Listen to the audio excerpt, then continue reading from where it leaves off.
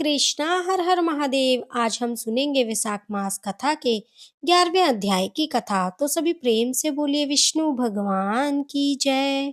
जब माता सीता ने भगवान से कहा कि वेदवती को वरदान दे, तब भगवान ने कहा, हे देवी, मैं कलयुग में तुम्हारी बात पूरी करूंगा।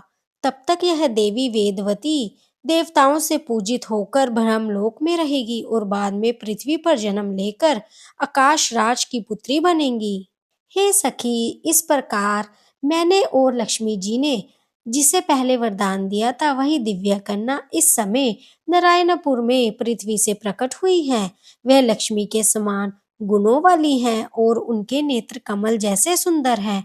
आज जब मैं शिकार के लिए गया था, तब वह मेरे सामने आई और वह अपनी सखियों के साथ वन में फूल तोड़ रही थी।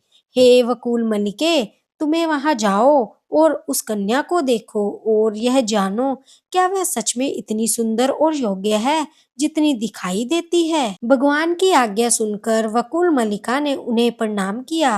वह लाल रंग के घोड़े पर बैठी और बताए गए मार्ग से चल पड़ी। रास्ते में वह सुंदर पशु पक्षी, वृक्ष और लताएं देखती हुई बहुत प्रसन्न होती रही। चलते चलते वह अरुणा नदी के पश्चिम तट पर पहुंची। वहां एक सुंदर हरा भरा वन था।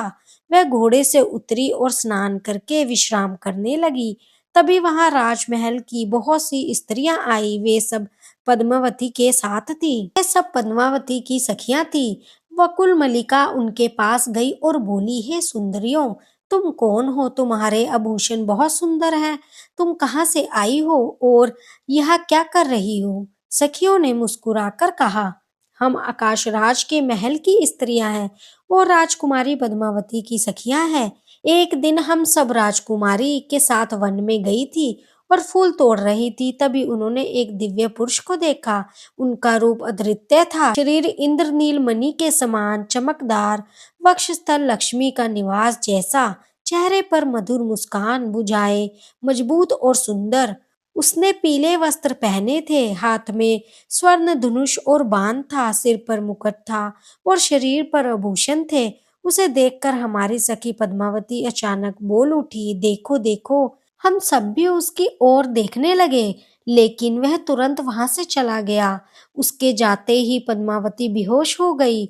हम उसे महल ले गए। राजा ने यह देखकर ज्योतिषों को बुलाया। ज्योतिषों ने कहा, कोई दिव्य पुरुष आया था। उसे देखकर राजकुमारी मोहित हुई है और उसी से उसका विवाह होगा। यह सुनकर राजा ने ब्राह्मणों को बुलाया और कहा, शिवजी का अभिषेक करो और शुभ कार्य की तैयारी करो। फिर राजा ने हमसे कहा, तुम सब पूजा की तैयारी करो, इसलिए हम सब यहाँ आई हैं। हे सुंदरी, अब तुम बताओ, तुम कौन हो और यहाँ क्यों आई हो? हमें तो ऐसा लगता है तुम कोई देव कन्या हो। यह सुनकर वकुल मलिका खुश हुई और बोली, मैं विकटांचल से आई हूँ और महारानी धरनी से मिलना चाहती हूँ। क्या मैं उनसे मिल सकती हूँ? सखियों ने कहा, हाँ, तुम हमारे साथ चलो, हम तुम्हें महल में ले चलेंगे। इस प्रकार वकुल मलिका उनके साथ राजमहल पहुंच गई। उधर महल में धरनी देवी अपनी पुत्री से कह रही थी, हे बेटी, बताओ तुम्हें क्या चाहिए? तब पद्मावती धीरे से बोली, माँ, मेरा मन उसी में लगा है जो सबसे सुंदर है, जिसे संत भी चाहते हैं, जिसे ब्रह्म आदि देव भी देखना चाहते हैं, जो सबसे श्रेष्ठ और सर्वप्रिय है। पद्मावती ने आगे कहा, हे माँ, वही भगवान जो भक्तों की सभी इच्छाएं पूरी करते हैं। मेरा मन उन्हीं में लगा है। तुम मेरे लिए उन्हीं की खोज करो। तब माता धरनी देवी ने पूछा, हे सुलोचने, उसके भक्तों के लक्षण बताओ ताकि हम उसे पहचान सके। तब पद्मावती बोली, मैं उनके भक्तों के लक्षण बताती हूँ, ध्यान से सुनो। जो वेदों का अध्ययन करते हैं और वैदिक कर्म करते हैं, जो सदा सत्य बोलते हैं, जो दूसरों के दोष नहीं देखते और निंदा से दूर रहते हैं, जो दूसरों का धन नहीं लेते और पराई स्त्रियों की ओर ना देखते हैं, ना उनका स्मरण करते हैं, ना स्पर्श करते हैं, ऐसे महान और सदाचारी लोग ही सच्चे वैष्णव होते हैं, जो सभी प्राणी पर दया करते हैं और भगवान विष्णु के गुणों का गान करते हैं। वही उनके सच्चे भक्त हैं। वो संतोषी होते हैं, अपनी ही पत्नी से प्रेम करते हैं, राग भय और क्रोध से दूर रहते हैं। ऐसे लोगों को ही भगवान विष्णु का भक्त समझना चाहिए। ऐसे ही भक्तों को भगवान की प्राप्ति होती है। हे माँ, मेरा मन उन्हीं भगवान में लग गया है। मैं उन्हीं से मिलना चाहती हूँ। मुझे भगवान विष्णु के अलावा कुछ भी नहीं चाहिए। मैं उन्हीं का स्मरण करती हूँ, उनके नाम जपती हूँ और उन्हीं के सहारे जीती हूँ। इसलिए तुम ऐसा उपाय करो जिससे मेरा उनसे मिलना हो सके। यह कहकर पद्मावती चुप हो गई। यह सुनकर धरनी देवी सोचने लगी, भगवान विष्णु को कैसे प्रसन्न किया जाए। तभी मंदिर से पूजा करके सखियां वकुल मलिका को लेकर महल में आ गई। धरनी देवी ने ब्राह्मणों को भोजन कराया, उन्हें वस्त्र भूषण और दक्षिणा देकर विदा किया। फिर उन्होंने सखियों से पूछा, यह सुंदरी कौन है और यहाँ क्यों आई है? सखियों ने कहा, महारानी, यह दिव्य स्त्री है और आपसे मिलने आई है। मंदिर में हमसे मिली और बोली कि वह आपसे मिलना चाहती है, इसीलिए हम इसे साथ ले आए हैं। अब आप ही इनसे पूछिए। तब धरनी देवी ने पूछा, तुम कौन हो और मुझसे क्या काम है? तब वकुल मलिका बोली, हे महारानी, मैं विकटांचल से आई हूँ। मेरा नाम वकुल मलिका है। हमारे स्वामी भगवान नारायण विकटांचल में निवास करते हैं। एक दिन वे शिकार के लिए गए और अरुणी नदी के तट पर पहुंचे। वहां उन्होंने कुछ कन्याओं को फूल तोड़ते देखा और उनके बीच एक दिव्य कन्या थी। वह लक्ष्मी जी के समान सुंदर थी। भगवान का मन उस पर आकर्षित हो गया। उन्होंने पूछा, यह कन्या कौन है? सखियों ने कहा, यह आकाशराज की पुत्री है।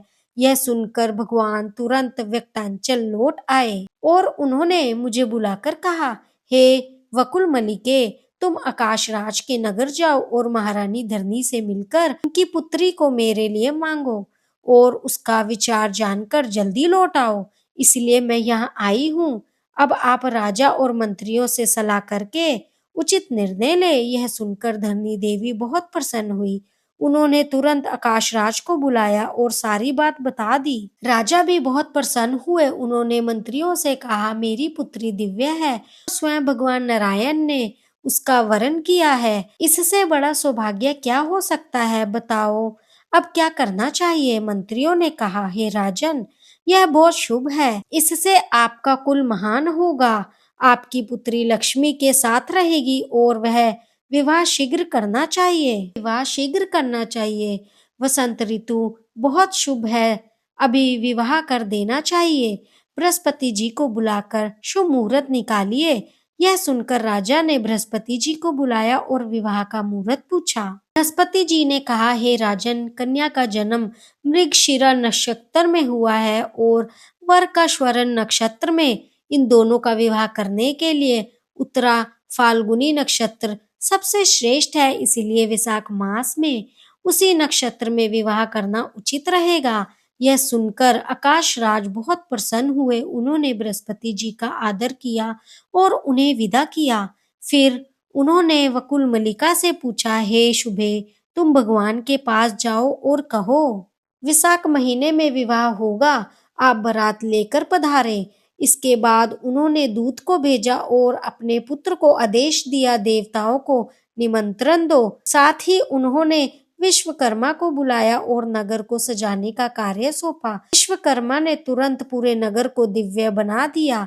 उधर वकुल मलिका घोड़े पर सवार होकर व्यक्तांचल पहुंची। मंदिर में जाकर भगवान नारायण को देखा, जो लक्ष्मी जी के साथ सिंहासन पर विराजमान थे। उन्होंने प्रणाम करके कहा, हे प्रभु, वहां का कार्य पूर्ण हो गया। यह शुभ समाचार लेकर दूत आया है।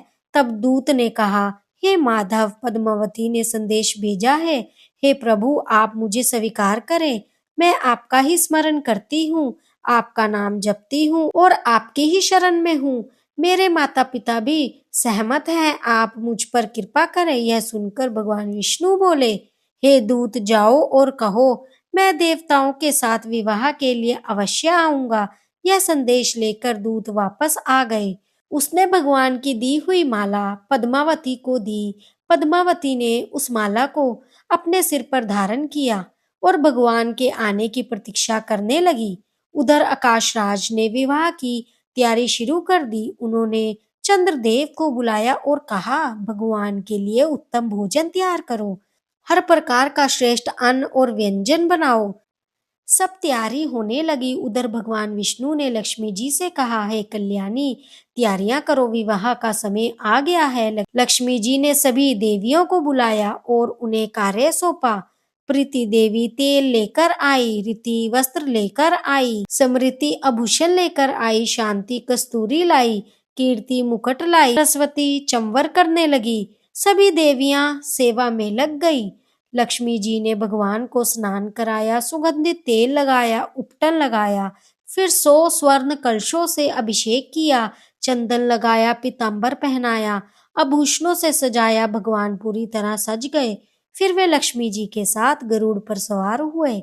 उसी समय ब्रह्मा, शिव, इंद्र, यम, कुबेर आदि देवता आए और सभी उनके साथ चल पड़े। नगाड़े बजने लगे, मंत्रों का उच्चारण होने लगा।